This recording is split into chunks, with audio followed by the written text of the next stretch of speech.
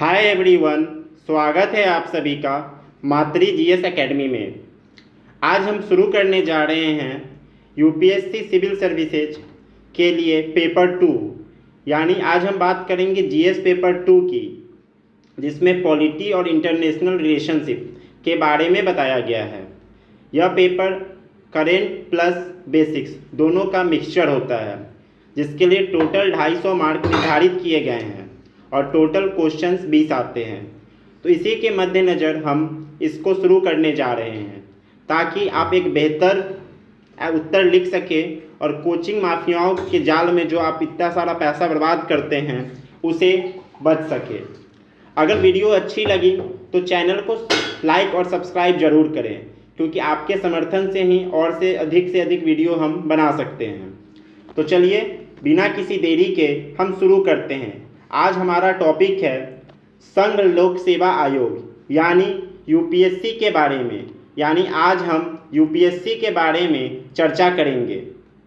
बात करें अगर यूपीएससी की, तो संघ लोक सेवा आयोग एक संवैधानिक निकाय है, अर्थात जो इसे संविधान के द्वारा अनुच्छेद के अंतर्गत रखा गया है, जबकि संवैधानिक निकाय वह होता है जो संसद के विधि यानी कानून के द्वारा बनता है।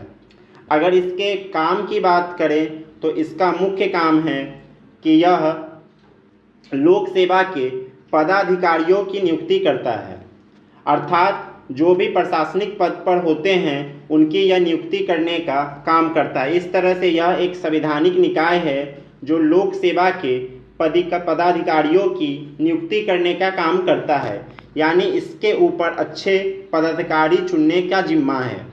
अगर बात करें इसके बारे में संवैधानिक प्रावधान की, तो हमारे संविधान के भाग 14 में इसे रखा गया है।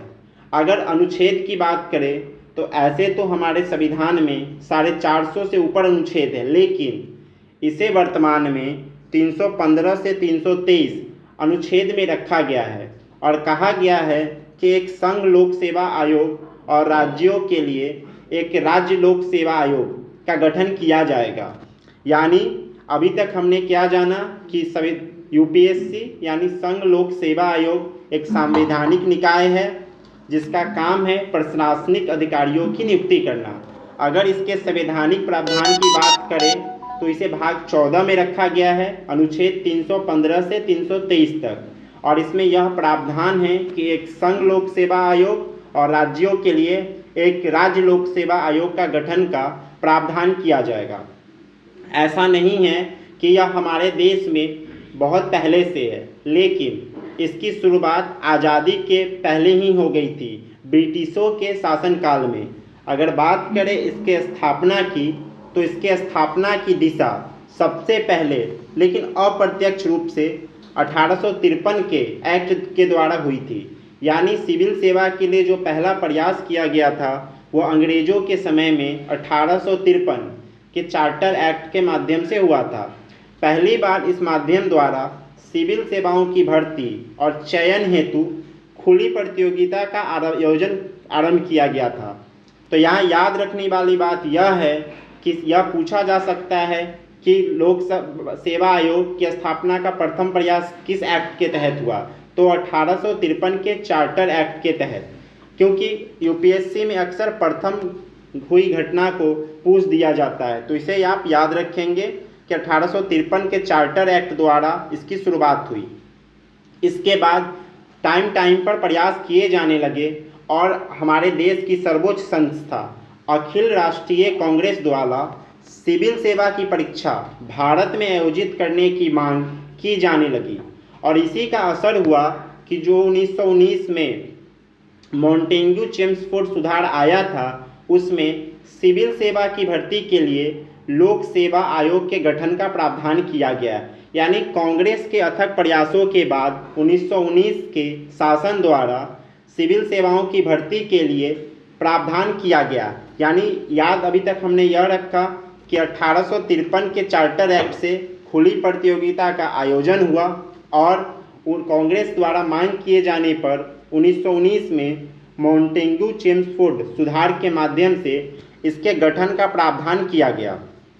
अगर बात करें केंद्रीय लोक सेवा आयोग की, तो 1926 में केंद्रीय लोक सेवा आयोग का गठन किया गया, जिसके पहले अध्यक्ष रॉस बारकर थे।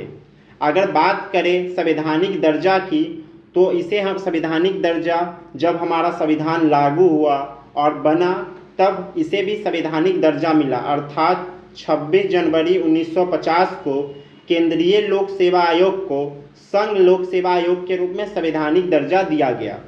अर्थात विकास का क्रम यह रहा कि 1853 के चार्टर एक्ट द्वारा इसे अपना खुली प्रतियोगिता की बात कही गई। 1919 के द्वारा एक लोक सेवा आयोग का गठन किया गया और 1926 में केंद्रीय लोक सेवा आयोग का गठन और 1950 में इसे संघ लोक सेवा आयोग का नाम दे दिया गया। अगर बात करें कि आखिर इसे संवैधानिक दर्जा क्यों दिया गया, यह एक सवाल बन सकता है कि आखिर क्या कारण था कि इस आयोग को संवैधानिक दर्जा प्रदान किया गया। तो इसका सबसे बड़ा कारण यह था कि अगर इसे संवैधानिक दर्जा मिल जाए तो यह बिना किसी दबाव के योग्य अधिकारियों की खोज सकती है और प्रशासनिक तंत्र के माध्यम से भारत में नीतियों को प्रभावी क्रियान्वयन में मदद कर सकती है, अर्थात अच्छे प्रशासनिक अधिकारी मिल सकेंगे। तो यहाँ याद रखने वाली बात यह है, 2020 के यूपीएससी में यह प्रश्न था कि नीतियों का क्रियान्वयन कौन करता है, तो हमारे जो प्रशासनिक अधिकारी होते हैं वही नीतियों का क्रियान्वयन करते हैं। और संवैधानिक दर्जा देने के पीछे बड़ा कारण था कि बिना किसी राजनीतिक दबाव के ये अच्छे से काम कर सके। अगर बात करें अनुच्छेदों की, तो अनुच्छेद 315 में संघ के लिए एक लोक सेवा आयोग और राज्य के लिए राज्य लोक सेवा आयोग प्रदान करने की बात कही गई है। और अगर 2 या 2 से अधिक राज्य संसद से अनुरोध करें तो संयुक्त लोक सेवा आयोग का गठन भी कर सकते हैं। इस तरह संयुक्त लोक सेवा आयोग का गठन संसद के द्वारा किया जाएगा। यानी हमने यह जाना कि अनुच्छेद 315 में एक लोक सेवा आयोग और एक राज्यों के लिए राज्य लोक सेवा आयोग होगा। अगर संयुक्त लोक सेवा आयोग बनाना है तो इसके लिए राज्य संसद से अनुरोध कर सकती है। अगर बात करें इसके योग्यता की, तो इसमें यह ध्यान रखा गया है कि प्रत्येक लोक सेवा के सदस्य यथासंभव आधे ऐसे व्यक्ति होंगे